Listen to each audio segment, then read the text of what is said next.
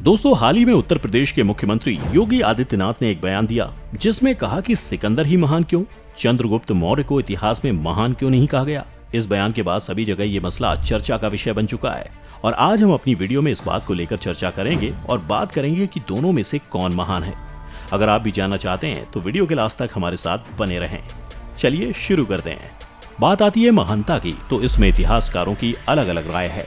पुराने इतिहास में इतिहासकार सिर्फ राजा और रानियों की ही महानता की चर्चा करते थे, जैसे अकबर महान, राजा अशोक महान वगैरह। इसी तरह सिकंदर को भी इतिहास में महान कहा गया है। लेकिन आज इतिहासकारों ने इसमें बदलाव किया है। वो कहते हैं कि राज्य में सिर्फ राजा ही नहीं बल्कि और भी बहुत कुछ होता है, जैसे समाज, धर्म, जाति, राजनीति, संस्कृति, अर्थव्यवस्था। ये सब राजा से जुड़े हैं। राजा राज्य का अभिन्न अंग है, लेकिन ये सब भी राजा से ही जुड़े हैं, इसलिए अकेले राजा की बात करना बेकार है।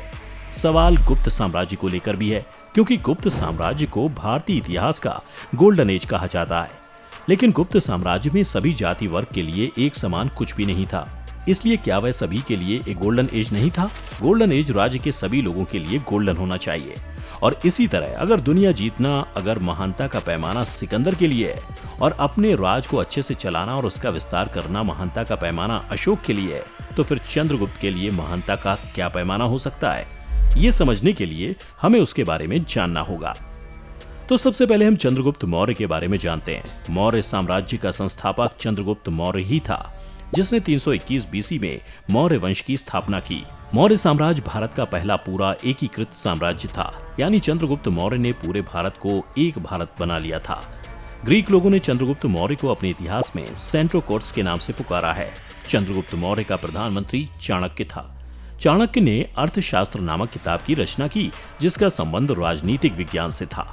मौर्य साम्राज्य की स्थापना में चाणक्य ने चंद्रगुप्त मौर्य का पूरा सहयोग दिया। चंद्रगुप्त मौर्य ने गंगा और सिंधु के मैदानों को अपने कब्जे में ले लिया। इसके साम्राज्य का एक छोर बंगाल को छूता था और दूसरा सिंधु नदी को पार करता हुआ लगभग अफगानिस्तान तक फैला हुआ था।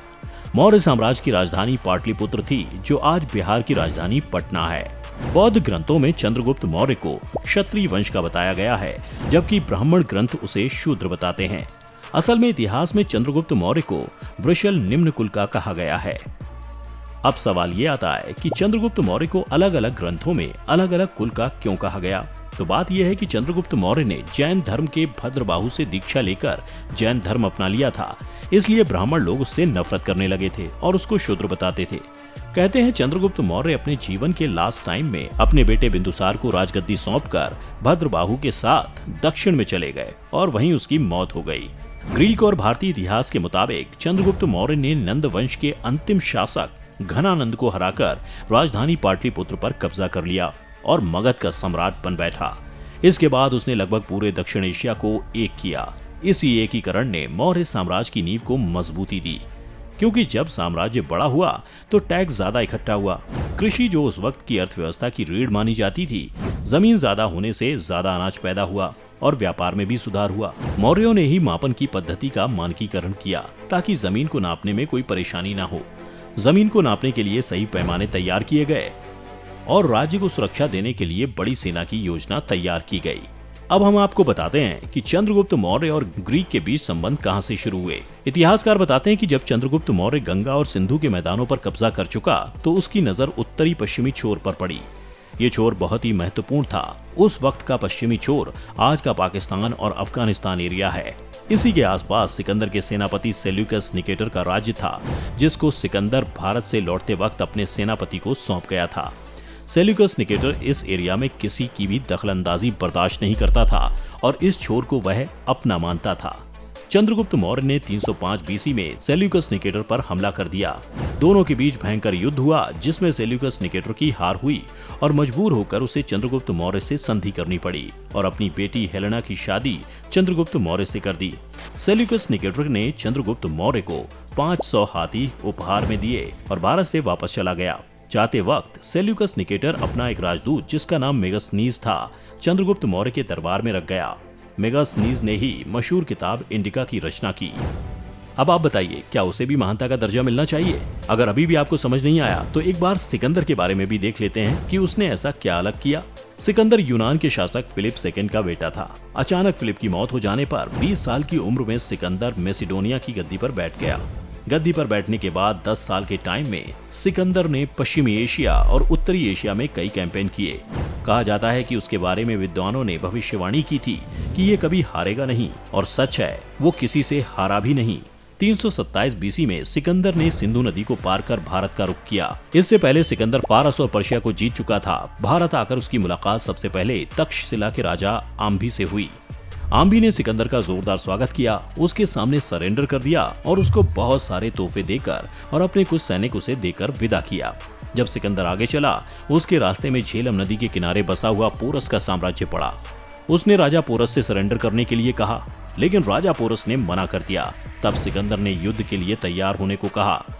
राजा पोरस युद्ध के लिए तैयार हो गए। दोनों के बीच भयंकर युद्ध हुआ। कहते हैं सिकंदर की सेना ने युद्ध में पहली बार यहाँ पर हाथियों का सामना किया, जिससे वो घबरा गए। मगर सिकंदर की कूटनीति ने उन्हें फिर खड़ा कर दिया और मैदान में बारिश होने से भी राजा पोरस को बहुत परेशानी हुई। रिजल्ट निकला कि राजा पोरस युद्ध हार गए। राजा पोरस से युद्ध करने के बाद जब सिकंदर व्यास नदी पर पहुंचा तो उसकी सेना ने व्यास नदी को पार करने से मना कर दिया। तब सिकंदर ने अपनी कुछ सेना मेसोपोटामिया के लिए रवाना कर दी और कुछ सेना अपने साथ लेकर वापस लौट चला। वापस लौटते हुए रास्ते में बेबीलोन, जो आज का बगदाद है, और यहीं पर सिकंदर की मौत हो गई। उस वक्त सिकंदर की उम्र महज 32 साल थी। बात है कि हर देश खुद को महान बताता है और अपनी हार और अपनी कमजोरी कबूल करने में झिझक करता है। तो कुछ इसी तरह की कहानी फिरदौसी की किताब शाहनामा और पर्शिया की दूसरी किताबों में दी गई है। उनका मानना है कि कोई भी विदेशी आकर उन्हें हरा नहीं सकता। वो लोग मानते हैं कि सिकंदर पर्शियन ही था, ना कि ग्रीक। बात दरअसल ये थी कि पर्शिया के राजा ने ग्रीक राजकुमारी से शादी कर ली। फिर कुछ दिन बाद उससे पीछा छुड़ाने के लिए उसके शरीर पर संत का लेप लगाकर राजा के सामने पेश किया गया, जिससे राजा ने उसे बाहर निकाल दिया। उस वक्त राजकुमारी गर्भवती थी। वह लौटकर अपने देश मैसिडोनिया चली गई। कहते हैं कि राजकुमारी यूनान के राजा फिलिप की बेटी थी और यूनान में जाकर उसका एक बेटा हुआ, जिसका नाम संत के नाम पर सिकंदर रखा गया। ये वही बेटा सिकंदर था जो दुनिया को जीतने के लिए निकल पड़ा था। तो दोस्तों, ये थी चंद्रगुप्त मौर्य और सिकंदर की कहानी। आपकी नजर में दोनों में से कौन महान है? हमें कमेंट करके अपनी राय जरूर दें। वीडियो अगर पसंद आई हो तो इसे लाइक, शेयर और चैनल को सब्सक्राइब करना ना भूलें।